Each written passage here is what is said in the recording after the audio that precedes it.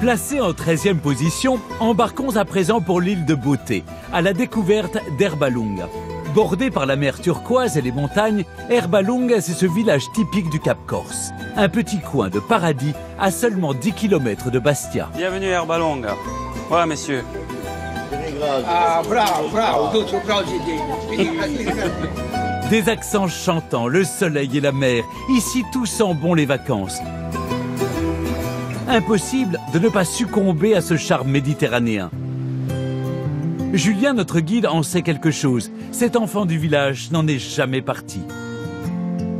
Et c'est accompagné de Jean-Christophe, Erbalunga est passionné d'histoire, qu'il va nous révéler tous les secrets de cet ancien village de marins. Salut Jean-Christophe. Salut Julien, ça va? À l'origine, le village d'Erbalunga n'existait pas. Sa naissance date du XVe siècle et repose sur une mystérieuse querelle amoureuse au sein d'une même famille, les seigneurs de la commune de Brando. L'histoire, en fait, c'est un problème entre cousins qui étaient amoureux de la même femme. Et donc, cette rivalité va conduire une partie de la famille à se séparer et donc à venir ici à Erbalunga pour construire un château et une autre tour. Les deux, d'ailleurs, ont été transformés au fil des siècles, bien sûr, en habitation. Et à partir du moment où on a une fortification, le village se développe au pied du château. C'est grâce à une femme que le village d'Erbalunga est né. Et voilà, exactement, c'est grâce à une femme. Des petites maisons au toit de lauze sont alors construites le long de la côte. Accrochées aux rochers, les pieds dans l'eau, leur vue est imprenable. Les habitations s'entremêlent entre d'étroites ruelles et de petites places propices à flâner.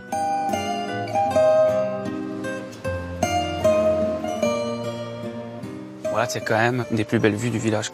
Au pied de la tour, c'est magnifique. Hein. Perchée sur son promontoire, la tour de Guet, c'est l'édifice emblématique d'Erbalunga. En fait, la tour ici a été construite environ 100 ans après le château parce qu'on craignait aussi des attaques côté mer. D'ailleurs, comme de partout en Corse, hein, c'est l'époque où on construit toutes les tours pour se défendre des attaques de la mer.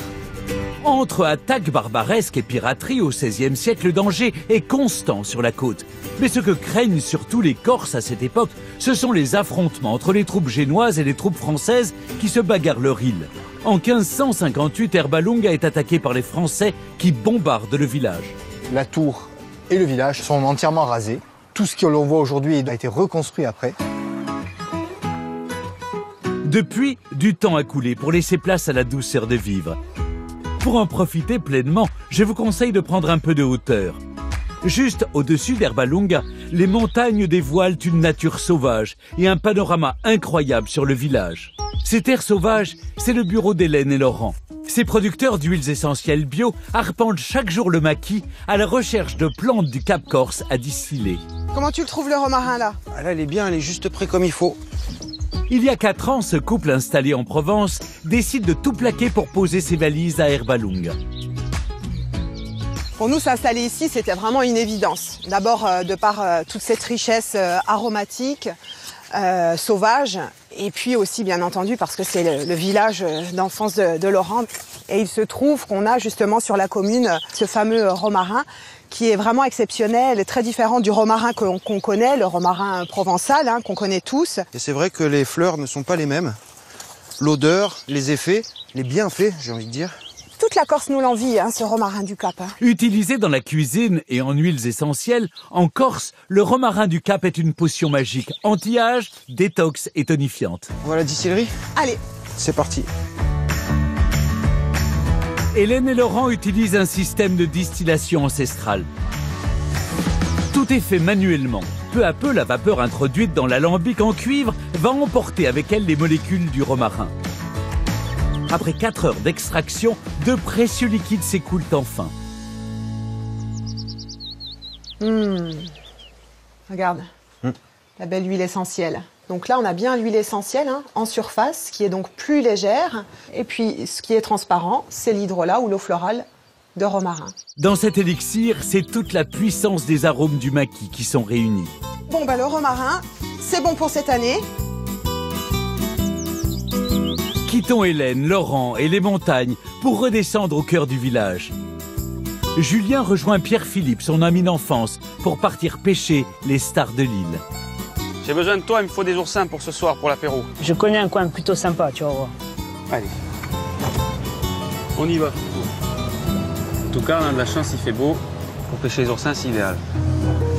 Dans ce décor de carte postale, les sorties en mer sont immanquables. Et c'est un vrai bonheur de voguer au ras de l'eau le long de la côte sauvage. Même les habitués ne s'en lassent pas. Ah, ça, comme c'est beau, n'empêche. Hein. On est au paradis.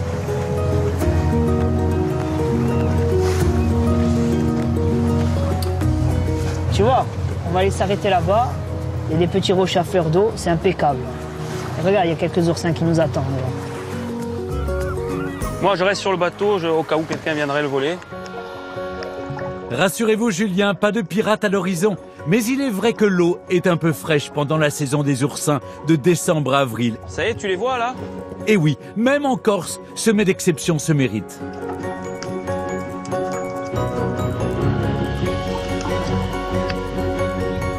Voilà, attention. Aïe, aïe, aïe, aïe.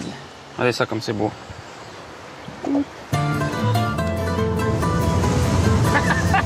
Cap sur le village, où nos fins pêcheurs sont attendus sur la place du port. Ah, la pêche était bonne, les gars. C'est bon. Ils sont magnifiques. Alors, les enfants, vous connaissez les oursins? Vous avez déjà mangé? Vous voulez goûter? Allez. Pas comme on les mange, les oursins. Avec le pain, comme ça. Voilà, chacun sa méthode. Hein. Et oui, c'est bon. Non, vas-y, vas-y. C'est bon? C'est vraiment le reflet d'Herbalongue, c'est vraiment le reflet de notre village. Le mélange de culture, le mélange de générationnel, le mélange de gens avec en finissant en musique, dans ce cadre magique. Lors de votre découverte d'Herbalongue, prenez le temps de flâner sur le petit port de pêche. Baladez-vous au pied de la tour génoise ou dans la nature environnante pour observer la faune et la flore du maquis corse.